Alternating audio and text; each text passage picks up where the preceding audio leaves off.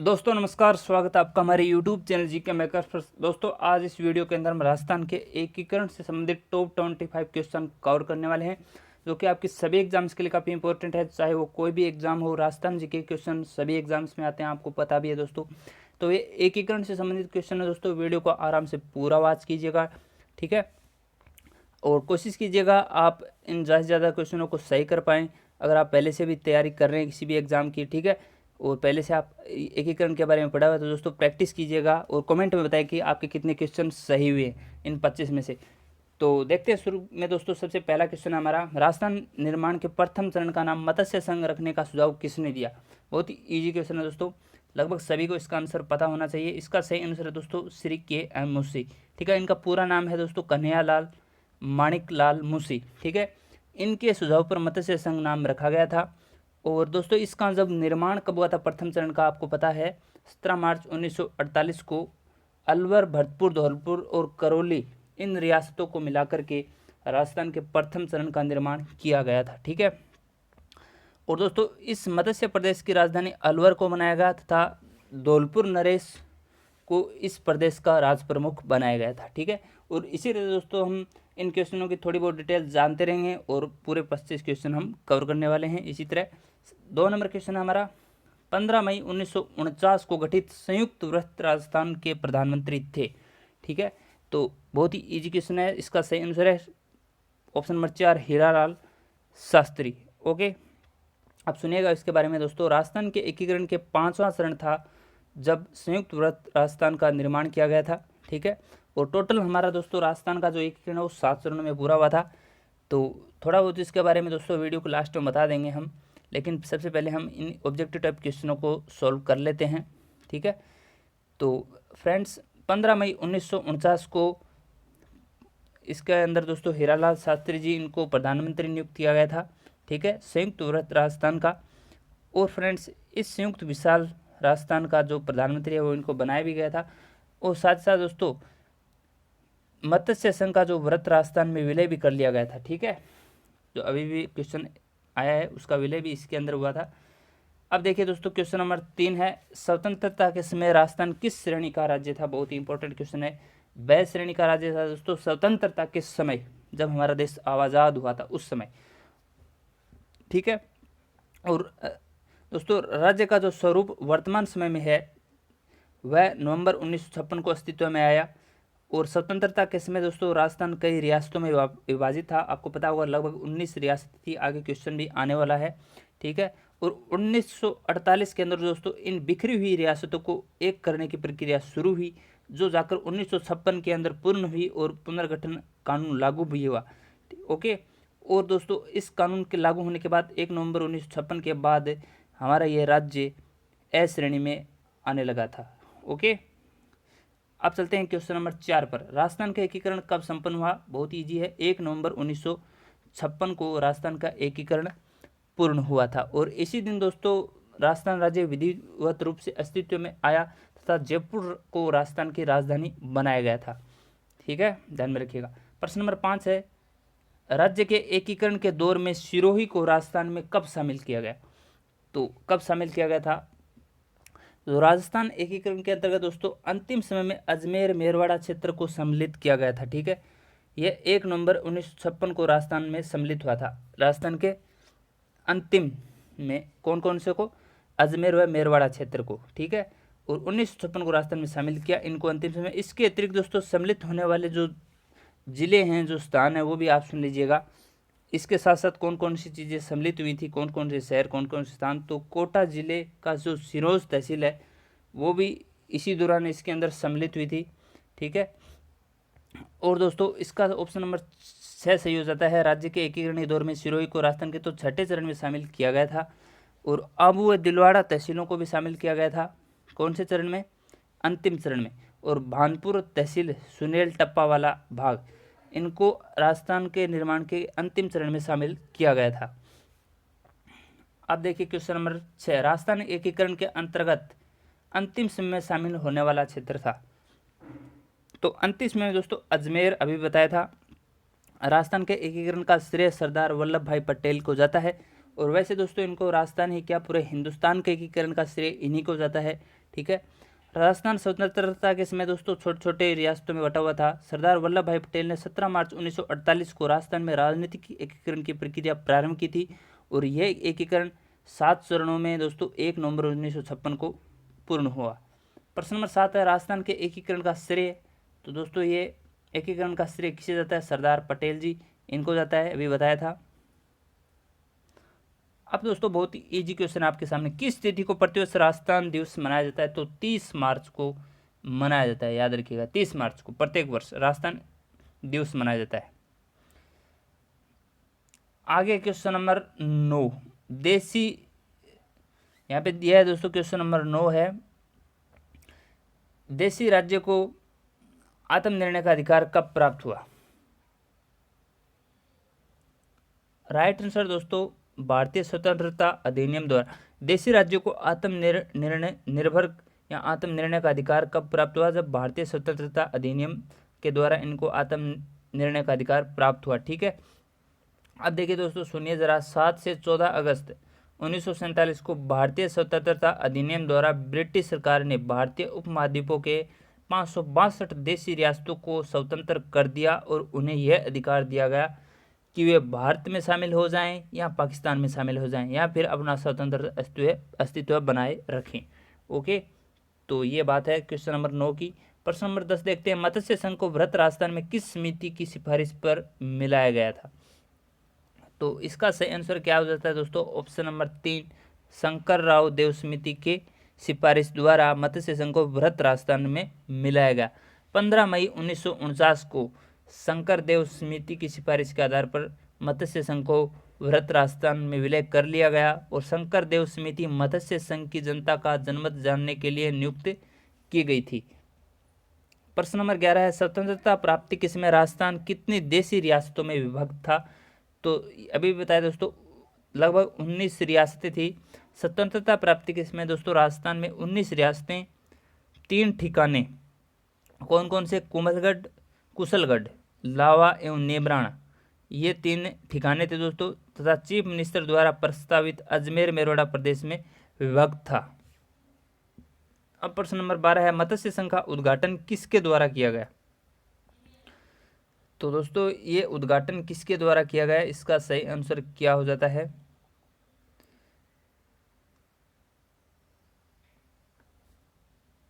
Option number 2 NV Gadgil. 17 मार्च 1948 को मत्स्य संघ का उद्घाटन NV गॉडगिल के द्वारा किया गया।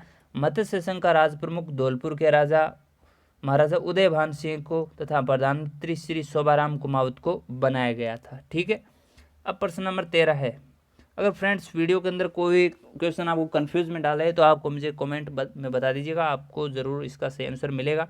ठीक है, और वीडियो को पूरा होने के बाद अपने दोस्तों के साथ शेयर जरूर करें दोस्तों। ठीक है, चैनल पर नए आए हो तो सब्सक्राइब जरूर कर लेना। अब देखिए 13 नंबर क्या है दोस्तों, क्या कह रहे हैं, राजस्थान संघ का 25 मार्च 1948 को उद्घाटन कहाँ किया गया?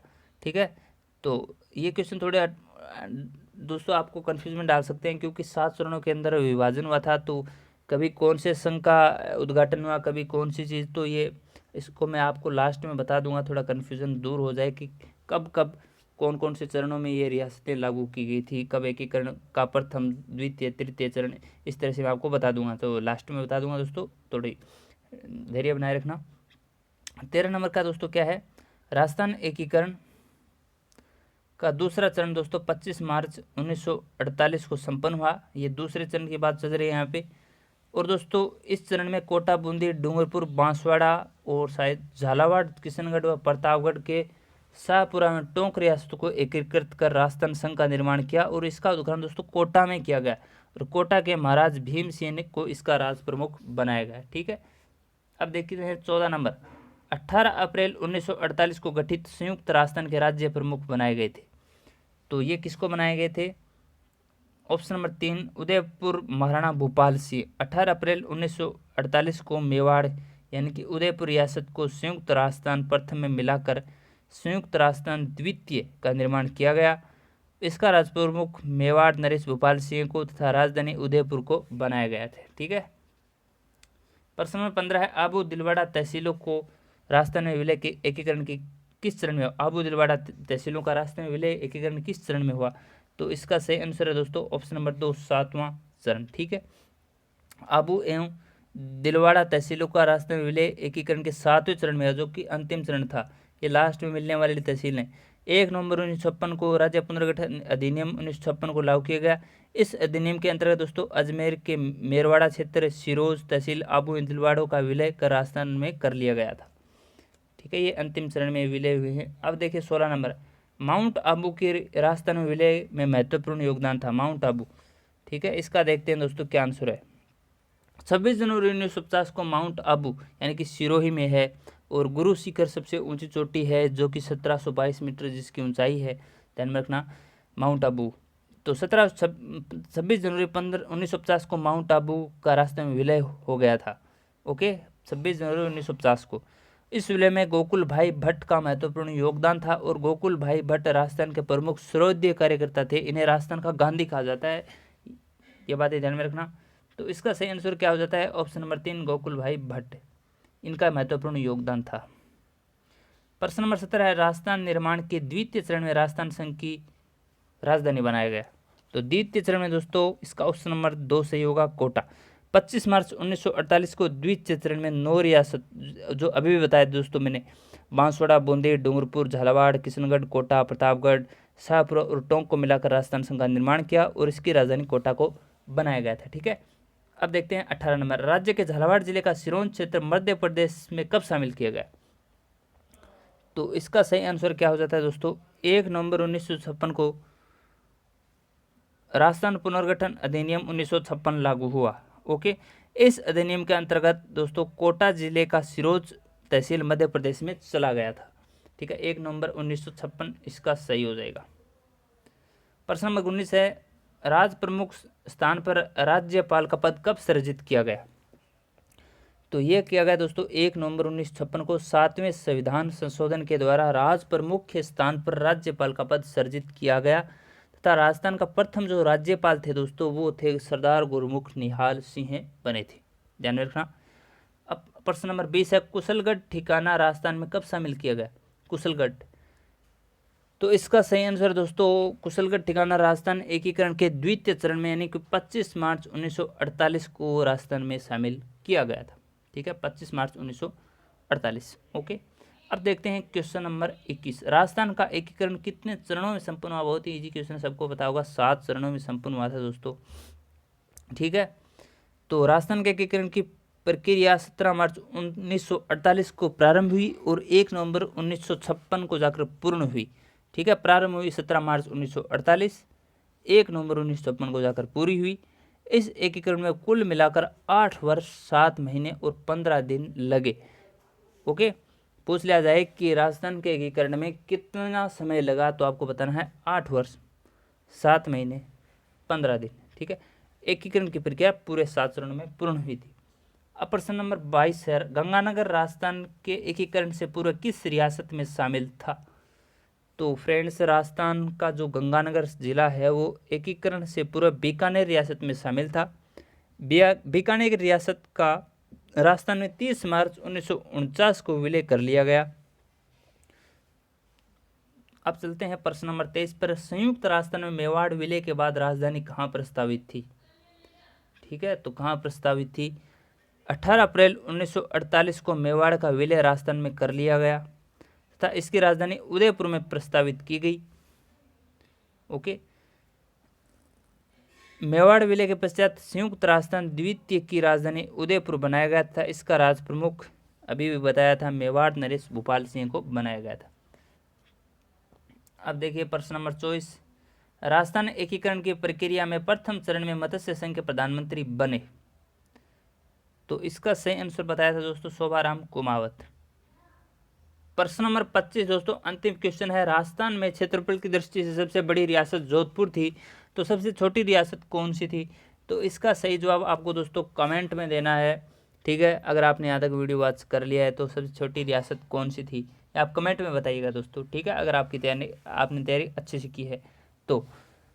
अब फ्रेंड्स थोड़ा बहुत इनके बेसिक जान लेते हैं। 7 चरण थे, कब कब इनके जो दोस्तों इनका जो निर्माण किया गया था, प्रथम चरण का, द्वितीय का, तो थोड़ा बेसिक सी डिटेल हम आपको बता देते हैं।